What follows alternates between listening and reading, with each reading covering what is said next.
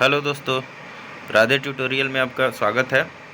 दोस्तों, अब topic wise video भी हम आज से डालना स्टार्ट करेंगे, ठीक है। 1857 की क्रांति टॉपिक का नाम है और ये काफ़ी महत्वपूर्ण टॉपिक है। 1857 की क्रांति जो है आधुनिक भारत की महत्वपूर्ण टॉपिक है और आगामी बीपीएससी टीचर का एग्ज़ाम होने वाला है। बीपीएससी का है, बिहार दरोगा का है, बिहार पुलिस का है, बिहार फॉरेस्ट गार्ड, फॉरेस्टर, ये सारे एग्ज़ाम हैं और इन सभी एग्ज़ामों के लिए काफ़ी महत्वपूर्ण टॉपिक है और इसलिए कंप्लीट करवा देते हैं। तो शुरू से लेकर अंत तक आप इस वीडियो में बने रहिएगा। अगर आपको अच्छा लगे तो चैनल को लाइक कीजिए, सब्सक्राइब कीजिए और शेयर ज़रूर कीजिएगा, ठीक है। स्टार्ट करते हैं। 1857 की क्रांति। 1857 की क्रांति को भारत की स्वतंत्रता की प्रथम क्रांति कहा जाता है। वीडी सावरकर इसको भारत की स्वतंत्रता का प्रथम क्रांति की संज्ञा दिए थे। ये ऐसे ही भारत की प्रथम स्वतंत्रता की क्रांति नहीं कही जाती है। ये क्रांति बहुत बड़ी लेवल की थी। इस क्रांति में हिंदू मुस्लिम दोनों एक हो चुके थे। पहली क्रांति थी जहाँ पे हिंदू मुस्लिम दोनों एक मंच पे आए थे। इसमें इस क्रांति का जो प्रतीक चिन्ह था वो रोटी और कमल रखा गया था। इस क्रांति के होने के पीछे बहुत सारा कारण था। धार्मिक भी था, राजनीतिक भी था, प्रशासनिक भी था, बहुत सारे कारण थे। उसके पहले का जो व्यक्तिगत सिद्धांत था लॉर्ड डलहौजी का, सहायक संधि था लॉर्ड वेलेस्ली का, फिर बेलोर का सिपाही विद्रोह हुआ था 1806 का, ये सारे जो कांड हुए इसके पहले का उससे तंग आ चुके थे हिंदुस्तानी या सैनिक, सभी तंग आ चुके थे। सबको लगता था कि अब इनको हटाना चाहिए। लेकिन यहाँ पे गलती एक हुई कि यहाँ शिक्षित वर्ग जो थे, धनी वर्ग जो थे, इस आंदोलन से तटस्थ रहे, मतलब ना सपोर्ट किए ना विरोध किए। अगर उनका साथ होता तो हमारा देश आज 1857 में ही आज़ाद हो जाता। लेकिन किसी ने साथ नहीं दिया। यहाँ तक कि सिंधिया ने तो इतना साथ दिया, अंग्रेज़ों का इतना साथ दिया कि अंग्रेज बोल रहे थे कि अगर उस नहीं होते तो हम यहाँ कब का छोड़ करके भारत लौट जाते। 1857 में ही भारत को छोड़ करके लौट जाते अगर सिंधिया हमें साथ नहीं देता तो 1857 की क्रांति जो थी वो बहुत महत्वपूर्ण क्रांति थी और एग्जाम की दृष्टि से भी ये काफ़ी महत्वपूर्ण है। दिसंबर 1856 की घटना है कि उस टाइम पुराना लोहा का बंदूक था, लोहा वाला ब्राउन बेस, उसके जगह पे न्यू एनफील्ड राइफल को लाया गया और बंगाल रेजिमेंट में ऐसा अफवाह फैला कि जो न्यू एनफील्ड राइफल है उसको, मतलब उसका ऊपरी जो भाग था उसको मुंह से काटना पड़ता था और वो सुअर और गाय दोनों की चर्बी से बना हुआ था।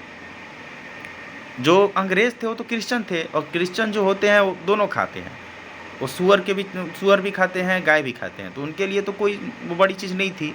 लेकिन यहाँ हिंदुओं के लिए गाय पवित्र थी, वहाँ मुस्लिमों के लिए सुअर, तो दोनों के लिए दोनों पवित्र था भाई। तो दोनों नहीं चाहते थे कि ऐसा हो, इसलिए दोनों ने इस चीज़ को विरोध किया और बहुत बड़ा लेवल पे विरोध किया। चलिए आगे देखते हैं। तो प्रशिक्षण होता था वो डमडम, अंबाला और सियालकोट में दिया जाना था। क्या हुआ कि जनवरी 1857 में बंगाल सेना में यह अफवाह फैला कि चर्बी वाला कारतूस से ये बनाया गया है। इसका अभी जांच नहीं हुआ लेकिन अधिकारियों ने तुरंत ही विरोध स्टार्ट कर दिया। हालांकि जांच बाद में हुआ था तो सही निकला था कि इसमें गाय का और सुअर का चर्बी मिलाया गया था। तो 29 मार्च 1857 को बैरकपुर में 34वीं एनआई रेजिमेंट जो था उसके सिपाही थे मंगल पांडे, उन्होंने विरोध करना स्टार्ट किया। सबसे पहला अगर पूछता है कि 1857 की क्रांति में शहीद होने वाला पहला क्रांतिकारी कौन था तो आंसर इसका होगा मंगल पांडे, क्योंकि मंगल पांडे ने 29 मार्च 1857 को ही ये क्रांति की शुरुआत कर दी थी और वो अपने एजेंट जो थे, मतलब अपने जो उनके अधिकारी थे, उन्होंने ह्यूडसन और बाग को उन्होंने गोली मार दी थी। 8 अप्रैल 1757 को उनको फांसी पे लटका दिया गया, मार दिया गया। फिर कुछ दिन तक धीरे धीरे ये आग सुलगता रहा अचानक 10 मई को ये घटना जो है, 10 मई को मेरठ से जो है ये स्टार्ट होता है क्रांति।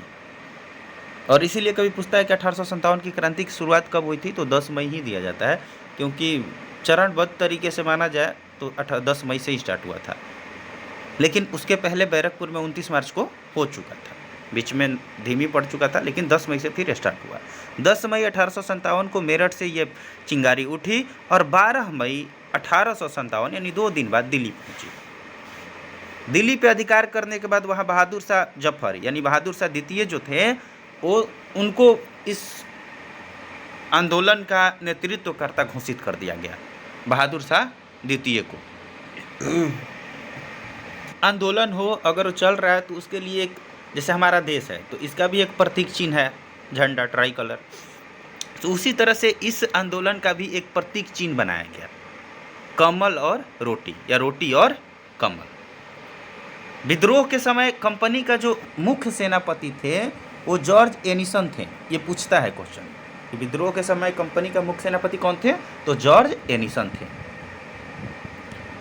विद्रोह के समय भारत का सम्राट कौन था, तो बहादुर शाह जफर, बहादुर शाह द्वितीय या बहादुर शाह जफर थे वहाँ के सम्राट, भारत के सम्राट विद्रोह के समय। विद्रोह के समय गवर्नर जनरल काफ़ी बार पूछता है, तो ये लॉर्ड कैनिंग थे, ये भारत के प्रथम वायसराय भी थे लॉर्ड कैनिंग। और ये तो इसको तो एकदम VVI कर लीजिएगा, विद्रोह के समय इंग्लैंड का प्रधानमंत्री। तो विद्रोह के समय जो इंग्लैंड के प्रधानमंत्री थे वो पामस्टन थे। विद्रोह के समय इंग्लैंड के जो प्रधानमंत्री थे वो कौन थे, पामस्टन थे। और भारत के सम्राट कौन थे, बहादुर शाह द्वितीय थे। वही विद्रोह के समय भारत का गवर्नर जनरल पूछ दे या वायसराय पूछ दे तो लॉर्ड कैनिंग थे, याद रखिए। 1857 की क्रांति का शुरुआत तो मैंने बता ही दिया, ये 10 मई को होता है। उसके पहले 29 मार्च को मंगल पांडे बैरकपुर में बाघ और हिरसन की हत्या कर देते हैं। ठीक है, पूछता है कभी कभी कि मंगल पांडे का संबंध किससे था, तो 34वीं बंगाल नेटिव इन्फेंट्री से, ठीक है, BNI से। देखिए 1857 की क्रांति जो था, बहुत लोग अपने स्वार्थ से भी जुड़े हुए थे। जैसे बहुत लोगों का क्या हुआ कि हड़प नीति आया, तो हड़प नीति 1848 से जो लगभग 56 तक चला, तो 48 में ये जो सतारा, जैतपुर, बघाट, उदयपुर, संभलपुर, ये सब जो ये हड़पा लॉर्ड डलहौजी व्यापक सिद्धांत के अंतर्गत, तो उसने ये इस आधार पे, देखिए बहुत सारे राज्य जो थे उनको, जैसे 1856 में अवध को हड़पा तो कुशासन के आधार पे, लेकिन बहुत सारे राज्य थे ऐसे जिनको हड़पा गया कि जैसे गोद लेने की प्रथा थी। ये झांसी की रानी जो है उनका बच्चा था, वो अपना पुत्र नहीं था, दत्तक पुत्र था। दत्तक पुत्र मतलब गोद लिया हुआ पुत्र। तो जिस भी राज्य का शासक गोद लिया हुआ है या अपना पुत्र नहीं है राजा का, तो उस राज्य को ही वो लोग हड़प लेता था।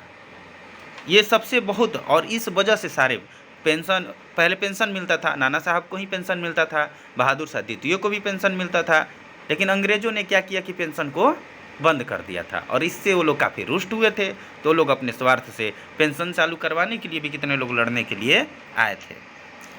दिल्ली में बहादुर शाह द्वितीय इसका सम्राट थे भाई, दिल्ली में, या भारत का सम्राट भी बोलिए तो बहादुर शाह द्वितीय ही थे।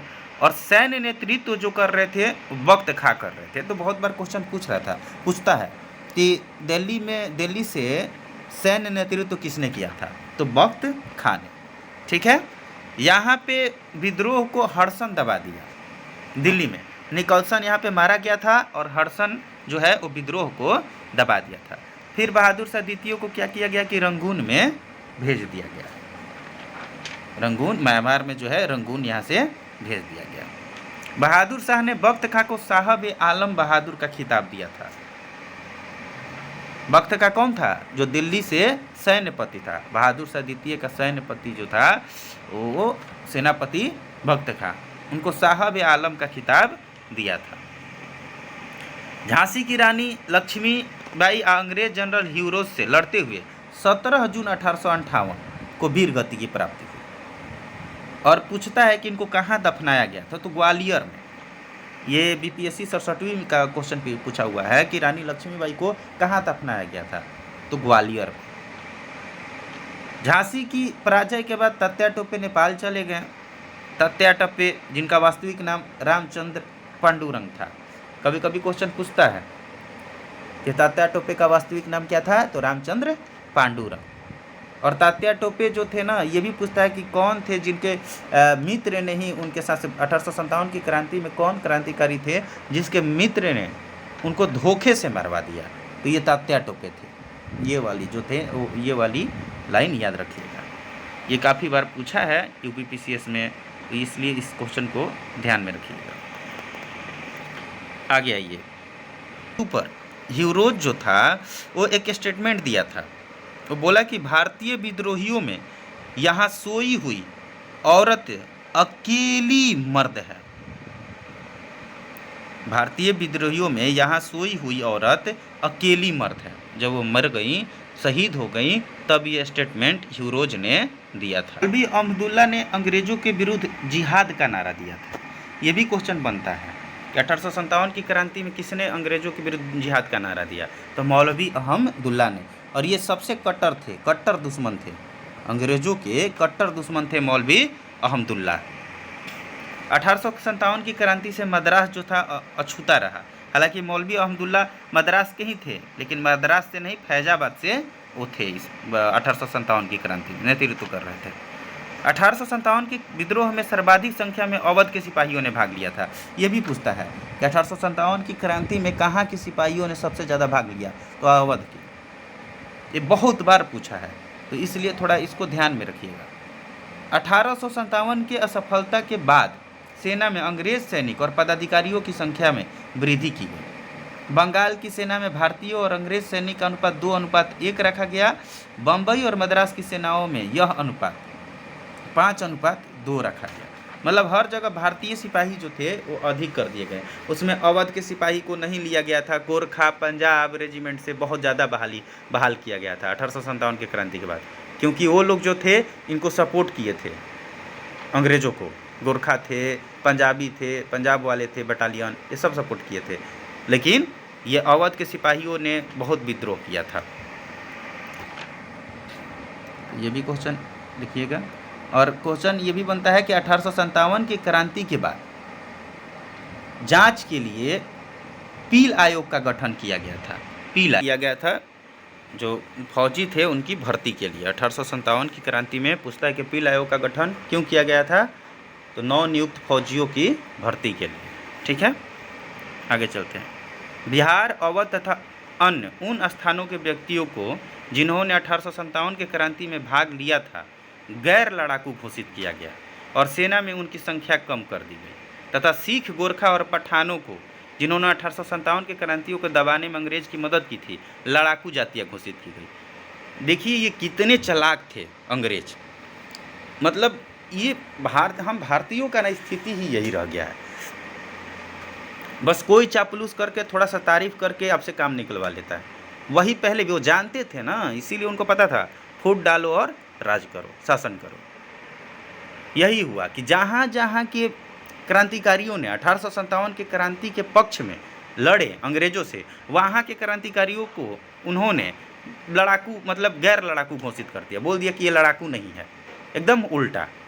और पंजाब के ये जो सिख थे, गोरखा थे, पठान थे, ये लोग मदद किए, इनका नेपाल वाले गोरखा ये सब मदद किए, तो इनको लड़ाकू घोषित कर दिया और उनको बहुत बड़ी सेना में भर्ती किया गया। जबकि वहीं पे उनकी जो बिहार, अवध और बंगाल के जो सैनिक थे उनकी संख्या को घटा दिया गया, क्योंकि उनके ऊपर से विश्वास उठ गया था, इसलिए हटा दिया गया, उनको वहाँ से कम कर दिया गया उनका सैन्य नेतृत्व।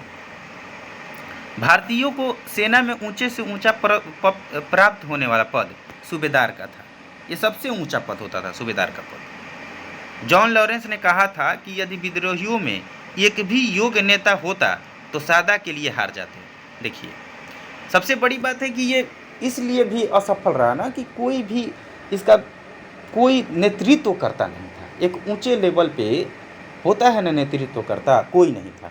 जैसे असहयोग आंदोलन के टाइम में, असहयोग आंदोलन के टाइम में महात्मा गांधी नेतृत्व करता थे और बहुत उस टाइम भी अगर महात्मा गांधी अगर असहयोग आंदोलन को रद्द नहीं करते चौरा चौरी कांड के से आहत होकर के, तो उस टाइम भी देश आज़ाद हो सकता था, क्योंकि वो भी बहुत बड़ा लेवल का आंदोलन था, क्योंकि वहाँ पे नेतृत्वकर्ता जो थे वो बहुत बड़े लेवल के थे। लेकिन वहाँ पे वो उनकी गलती थी, लेकिन यहाँ पे तो कोई नेतृत्वकर्ता ही नहीं था जो इस 1857 की क्रांति को नेतृत्व करे और आगे इसको बढ़ाए। और जब किसी भी संगठन में नेतृत्वकर्ता की कमी हो जाए या कमजोर पड़ जाए तो संगठन ज़्यादा दिन तक नहीं चलता है और ढीला पड़ जाता है। किसी को पता तक नहीं होता था कि कब कहाँ से विद्रोह स्टार्ट करना है कहाँ से हो जाता था कहाँ से। इससे ये भी नहीं इससे आसानी से अंग्रेज दबा भी देते थे, तो इसकी थोड़ा बहुत ज़्यादा इसकी कमी होती थी सैन्य नेतृत्वकर्ता की। विद्रोह के कारण क्या था? तो विद्रोह के कारण में लॉर्ड डलहौजी की राज हड़प नीति सबसे बड़ा हाथ था इसका। सब राज को लगभग राज्यों को हड़पने लगा, ये अपने शासन में ला दिया। रहता अपना सैनिक रखता था तो राज के भत्ता पे रखता था। तो ये उस लॉर्ड वेलेस्ली का सहायक संधि, उसने डर दे दिया कि नेपोलियन से खतरा है तुमको, हम तुम्हारी रक्षा करेंगे, हमारी सैनिकों की तुम रक्षा करो, तुम भाता दो अपने यहाँ से। मतलब हर जगह से मान के चलिए तो लूटना, इनका नीति ही यही थी, बस देश को लूटना है। राजनीतिक कारणों के साथ ही प्रशासनिक कारण भी क्रांति के लिए उत्तरदायी थे। ईसाई धर्म के प्रचार, ये धार्मिक कारण था। 1813 का अधिनियम जो है उसमें ईसाई धर्म के प्रचार के लिए भेजा गया भारत में, और वो लोग आकर के अपना प्रचार प्रसार करना स्टार्ट कर दिए। अंग्रेजों द्वारा भारत का आर्थिक शोषण, तो भारत का आर्थिक शोषण तो होते रहा है, उसी पर ड्रेनेज थ्योरी दिए थे दादा भाई नौरोजी। भारतीय सैनिक भू राजस्व नीति के कारण दुखी थे। देखिए 1793 में अस्थायी बंदोबस्त आया, 1795 में आपका रैयतवाड़ी व्यवस्था आया, और 1820-22 में महालवाड़ी व्यवस्था। ये सारे जो व्यवस्था थे ये भू राजस्व व्यवस्था ही थे, जिनसे भी बहुत सारे लोगों की ज़मीन हड़प ली गई, उनको बेघर कर दिया गया। ऐसा नियम लगाया गया कि अगर अस्थायी बंदोबस्त में नियम था कि अगर सूर्यास्त होने से पहले अगर आप नहीं पहुंचाते हैं लगान तो आपका ज़मीन हड़प हो जाएगा, जिसे सूर्यास्त का नियम कहते हैं। तो ये सब बहुत सारे कारण थे जिनसे आहत होकर के ये 1857 की क्रांति स्टार्ट हुई। लेकिन तत्कालिक कारण में पूछा जाए तो तत्कालिक कारण बस चर्बी वाला कारतूस था। सैनिक कारणों में से अनेक बिंदु विद्यमान थे जो विद्रोह की पृष्ठभूमि तैयार कर रहे थे। पदोन्नति से वंचित रखना, अब सोचिए सबसे बड़ा से बड़ा पद मिलता था तो सूबेदार का,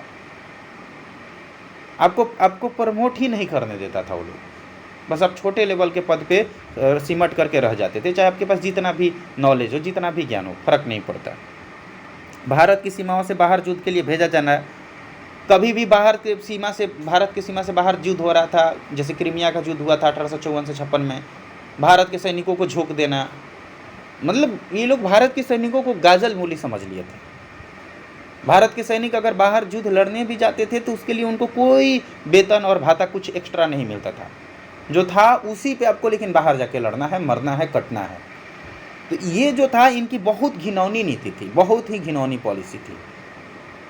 और कुछ जयचंद थे जो इसको सपोर्ट भी कर रहे थे, जैसे सिंधिया परिवार, उसने तो काफ़ी सपोर्ट किया। तो ये सब जो है अगर अपने ही अगर गलत करेंगे तो भाई दूसरा तो मजा मारेगा, सिंपल सी बात है। मुगल बादशाह चूंकि भारतीय जनता का प्रतिनिधित्व करता था, इसलिए उसके अपमान में जनता अपना महसूस किया और विद्रोह के लिए मजबूर हुआ क्या कि उस टाइम मुगल बादशाह जो थे बहादुर शाह द्वितीय थे, और बहादुर शाह द्वितीय को वो लोग क्या किए कि वेतन भाता जो था, वेतन उतन देना बंद कर दिया 1857 के टाइम। इससे उनका अपमान हुआ। जब उनका अपमान हुआ तो देश के जो जनता थे, भारतीय जनता थे, उनको लगा कि ये हमारा भी अपमान है। जब हमारा सम्राट का अपमान है तो हमारा भी अपमान है, तो वो लोग खुद पड़े इस विद्रोह में। चर्बी युक्त कारतूस, ये तो उसी टाइम, ये तो तत्कालिक कारण था ही, ये तो बहुत बड़ी कारण था।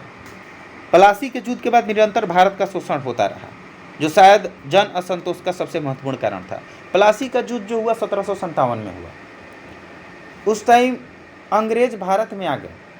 अंग्रेज भारत में तो 1600 में ही आए, लेकिन उस टाइम जो है अपना पकड़ बनाना स्टार्ट किया। लेकिन जो 1764 में बक्सर का युद्ध हुआ ना, उसमें एकदम कम्प्लीटली सोचिए तो शासन में आकर 1764 में बक्सर के युद्ध में जब वो मीर कासिम को हराए। मीर कासिम इधर अवध के नवाब थे, उधर दिल्ली के नवाब शाह आलम द्वितीय थे, तीनों को हरा दिए, फिर वो शासन में आ गए। उसमें भी गद्दारी हुआ था, मीर जाफर ही धोखा दे दिया था मीर कासिम को। तो गद्दारी अगर करोगे, अपने में ही गद्दारी करोगे तो भाई हारना तो पड़ेगा ही, मजा तो दूसरे मार कर निकलेंगे ही। अब बहुत सारे कारण थे। विद्रोहियों में नेतृत्व की कमी थी, संगठन तथा एकता का अभाव था, कोई नेतृत्व करता नहीं था, संगठन के नाम पे कुछ नहीं था, एकता तो था ही नहीं। बोल ही रहे कि कोई कहीं से बस विद्रोह करना स्टार्ट कर देता था, कोई कहीं मतलब कुछ था ही नहीं, ना पत्र लिखकर भेजना कि हाँ भाई यहाँ से हमें स्टार्ट करना है, ना ही रेडियो के माध्यम से बताना। हालांकि उस टाइम रेडियो भी था या नहीं था उतना मुझे जानकारी नहीं है, लेकिन कुछ नहीं था। ग्वालियर के सिंधिया, इंदौर के होलकर, हैदराबाद के निजाम आदि राजाओं ने अंग्रेज़ों का खुलकर साथ दिया। देखिए ये जो है घटिया लोग, ये लोग, इनका अगर नाम सुनता हूँ तो खून खौल उठता है। ये लोग जो हैं ये इतना मदद किए थे, खास करके ये ग्वालियर के सिंधिया इतना मदद किया था कि उस टाइम वो बोला था, अंग्रेज़ जो था वो, उसका स्टेटमेंट था कि अगर ग्वालियर के सिंधिया ने मदद नहीं किया होता तो हम 1857 में ही अंग्रेज छोड़ करके भाग जाते, भारत छोड़ करके भाग जाते। वर्ग के अधिकांश लोग, सुदखोर व्यापारी वर्ग, बंगाल के जमींदारी अंग्रेजों के प्रति वफादार बने रहे। ये लोग एकदम आधुनिक शिक्षा प्राप्त भारतीयों ने भी विद्रोहियों का साथ नहीं दिया। जितने भी थे जो अपने को पढ़े लिखे मानते थे वो भी इस विद्रोह से तटस्थ रहे, उनको कोई मतलब ही नहीं था, लेना देना ही नहीं था। तो भाई जब आप पढ़े लिखे हो, जब आप ही इस विद्रोह में नहीं आ रहे हो तो कैसे चलेगा, फिर तो दिक्कत होगा ही। विद्रोह का प्रभाव, इसका प्रभाव यह हुआ कि कंपनी का शासन समाप्त करके ब्रिटिश सरकार ने इसे अपने हाथ में ले लिया। 1858 में इसका कंपनी का शासन समाप्त कर दिया और 1858 में समाप्त करके अपने हाथ में ले लिया और 1858 में ही विद्रोह भी समाप्त हो गया था। ये अब कभी पूछता है कि ब्रिटिश जो कंपनी का शासन जो समाप्त करके ब्रिटिश सरकार अपने अधिकार में किस अधिनियम के अंतर्गत लिया था, तो ये बहुत इंपॉर्टेंट है, इसको भी BBI कर लीजिएगा। भारत शासन अधिनियम 1858। ठीक है, देखिए क्रांति और नेतृत्वकर्ता, तो क्रांति और नेतृत्वकर्ता में हम आगे पढ़ेंगे। वो बहादुर शाह जफर थे और बख्त खां थे। बख्त खां इनका सैन्य नेतृत्व कर रहे थे। वहीं पे अगर अंग्रेज जो था वो दिल्ली में विद्रोह था उसको दबाया था, तो उसका नाम जो था वो निकलसन और हडसन। निकलसन तो मारा गया दिल्ली में, लेकिन हडसन था, हडसन ने इस विद्रोह को दबा दिया। लखनऊ में बेगम हजरत महल कर रही थी नेतृत्व। वहीं लखनऊ के जो विद्रोह को दबाने में हाथ था लॉरेंस और कैंपबेल।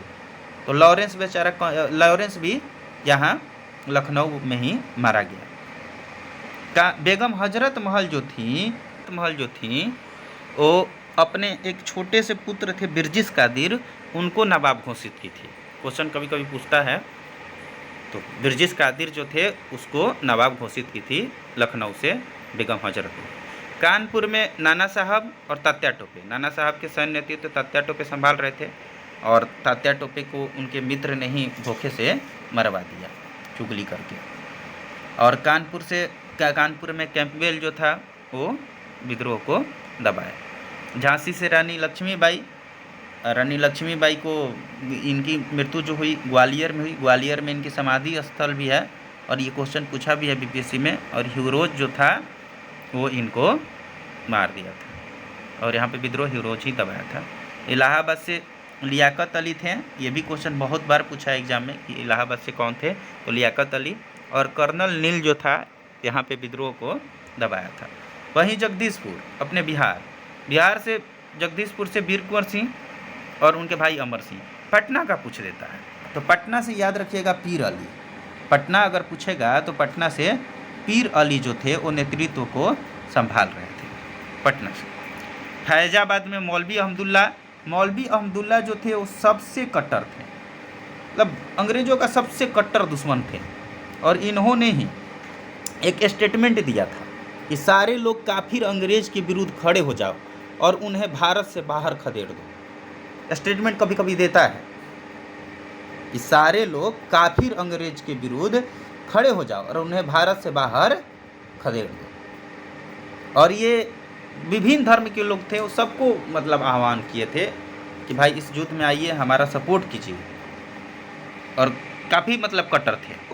गिरफ्तार करने के लिए 50,000 रुपया का इनाम रखना पड़ा था उस टाइम। समझ लीजिए कि कितना कट्टर थे। और उनके साहस को देखते हुए अंग्रेज ने कहा था, एक स्टेटमेंट दिया था कि अदम्य साहस के गुणों से परिपूर्ण और दृढ़ संकल्प वाले व्यक्ति तथा विद्रोहियों में सर्वोत्तम सैनिक हैं। इनके बारे में, मौलवी अहमदुल्ला साहब के बारे में ये बात कहा जाता था। क्वेश्चन पूछता है 1857 की क्रांति से कि 1857 की क्रांति को किसने अपनी आंखों से देखा था? तो इसका आंसर जो होगा वो मिर्जा गालिब होगा। देखिए, मैं जब भी पढ़ाता हूँ तो आप लोग नोटबुक जरूर साथ में लेकर के बैठिए। इससे क्या होगा कि जो भी मैं बताऊँगा, जो भी आपको इम्पोर्टेंट लगेगा, वैसे तो मैं वही चीज़ पढ़ाता हूँ जो एग्ज़ाम में पूछे, तो उसको नोट कर लीजिएगा। नोट कीजिएगा तो आप लास्ट टाइम में जब आपका रिवीजन का टाइम आएगा तो उस टाइम काफ़ी मददगार साबित होगा। तो आगे देखते हैं।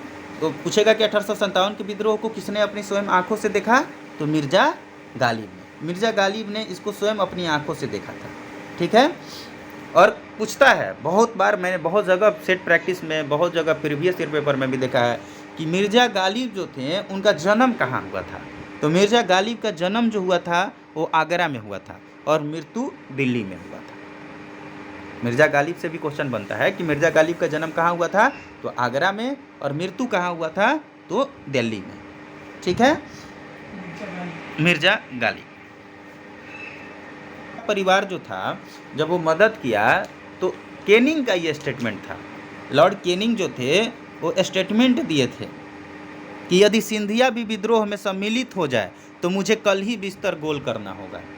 मतलब सिंधिया अगर विद्रोह में शामिल हो जाए तो हम लोग कल ही निकल जाएंगे यहाँ से, भाग जाते। मतलब ये देश 1857 में ही आज़ाद हो जाता। इतना सिंधिया परिवार मदद किया था इसका।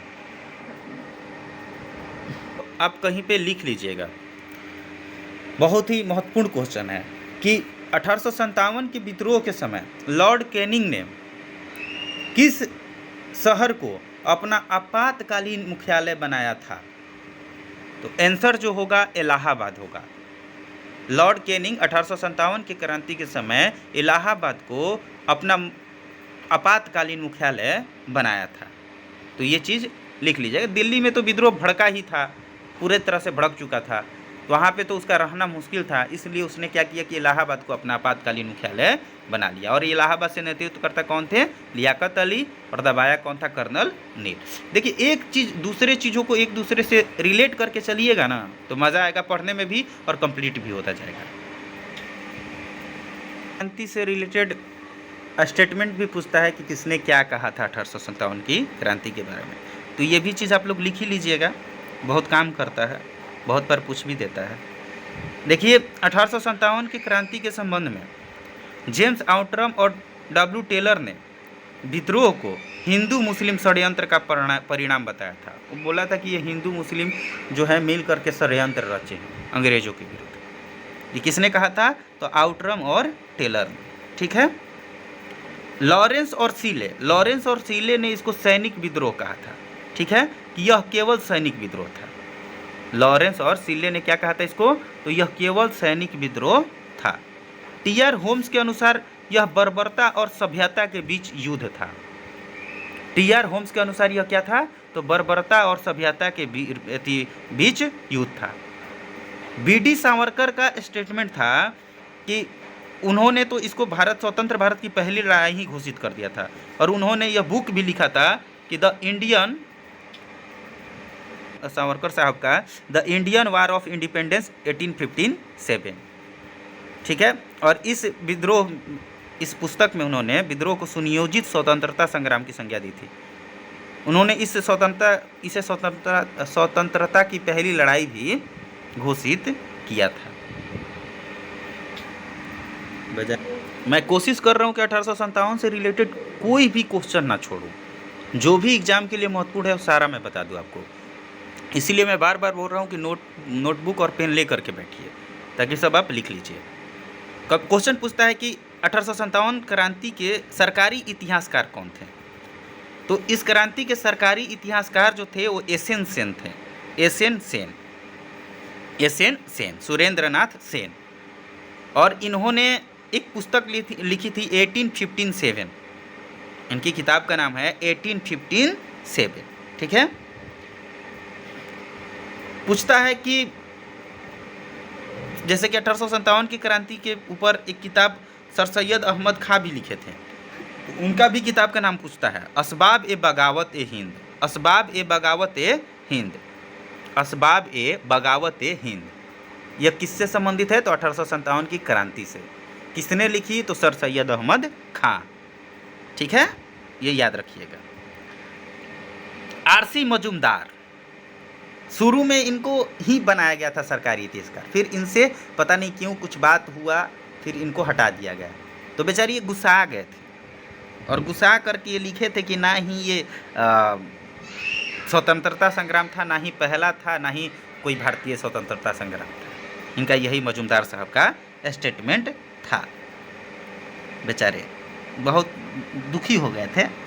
देखिए इनका स्टेटमेंट था कि तथाकथित प्रथम राष्ट्रीय स्वतंत्रता संग्राम, ना प्रथम ना राष्ट्रीय और ना ही स्वतंत्रता संग्राम, क्योंकि दुखी हो चुके थे बेचारे। यही हम भारतीयों में कमी है दोस्त, कि अगर हमें कोई पद नहीं मिला, हमें मान सम्मान नहीं मिला, तो हम फिर कुछ भी कर देंगे, देश जाए भाड़ में। हम अपना निजी स्वार्थ देखते हैं, हमें देश का या लोगों की भलाई नहीं दिखती है, बस निजी स्वार्थ। हम खुश, सारा दुनिया खुश, बस इससे ज़्यादा कुछ नहीं आता है हम भारतीयों को। अगर हम में स्वार्थपन वाला भावना नहीं होता तो हम बहुत पहले ही बहुत दूर तक चीन से भी आगे पहुंच जाते। लेकिन यही चीज़ जो है हमें बर्बाद कर दी और कर भी रही है अभी भी। के बाद दिल्ली में दरबार लगा और 1 नवंबर 1858 को इलाहाबाद में यह दरबार आयोजित हुआ, जहां इलाहाबाद मैंने बताया ना आपातकालीन मुख्यालय बनाया था लॉर्ड कैनिंग ने, तो वहीं पे वो इलाहाबाद दरबार लगाया और वहाँ पे महारानी विक्टोरिया का आगमन हुआ। और महारानी विक्टोरिया जो थी वो कंपनी के शासन को, उनको लगा कि अब कंपनी अच्छा से शासन नहीं चला रहा, तो कंपनी के शासन को अपने अधिकार में ले ली और 1858 का उसी समय जो है एक्ट अधिनियम पारित हुआ था, वो सीधे क्राउन के हाथ में आ गया था। क्रांति से और आता है कि असम से 1857 के क्रांति में असम से कौन थे? तो असम से मनीराम दत्त थे। दीवान मनीराम दत्त ने असम से नेतृत्व किया था 1857 की क्रांति का। उससे थे, या कभी कभी आरा भी दे देता है, पटना भी कभी कभी दे देता है, ऐसे पटना से पीर अली थे। जगदीशपुर, ये वीर कुंवर सिंह जो थे वो बहुत एज के थे, हो गए थे बेचारे। उस टाइम ये युद्ध का नेतृत्व किए थे और बिहार में ही नहीं बल्कि मध्य प्रदेश में बहुत अलग अलग स्टेटों में जाकर के ये फैलाए, बहुत प्रचार किए थे। और इनका सामना हुआ ये विलियम टेलर से और आयर से, और गोली लग गया। गोली लगने के बाद इनकी मृत्यु बाद में हो गई थी। क्वेश्चन पूछता है कि 1857 की क्रांति में अंग्रेज और जोधपुर के संयुक्त सेना को किसने पराजित किया था? तो औवा के राजा थे, औवा के ठाकुर थे कुशल सिंह। औवा के जो ठाकुर कुशल सिंह थे वो अंग्रेज और जोधपुर के संयुक्त सेना को पराजित कर दिए थे। 1857 की क्रांति जो है, क्रांति समाप्त हो गई। मैंने तो अपने से सब क्वेश्चन करवा दिया, सारा विस्तृत तरीके से आपको पढ़ा दिया। फिर भी अगर लगता है कि कुछ छूटा हुआ है तो आप कमेंट कर दीजिएगा, कमेंट में लिख दीजिएगा। मैं कोशिश करूंगा कि अगर कुछ छूटा होगा तो अलग से उसके रिगार्डिंग एक टॉपिक बना करके 1857 के ही क्रांति पे महत्वपूर्ण टॉपिक, कुछ महत्वपूर्ण जो छूट गया होगा वो ला दूंगा, नहीं तो फिर नेक्स्ट टॉपिक आएगा। शुरू से अंत तक इस वीडियो को देख लीजिएगा, काफ़ी अच्छा वीडियो है। और अगर कहीं कुछ गलती हुआ होगा मेरे से तो माफ़ कीजिएगा और कमेंट में ज़रूर बताइएगा ताकि मैं सुधार कर सकूँ। ठीक है, राधे राधे।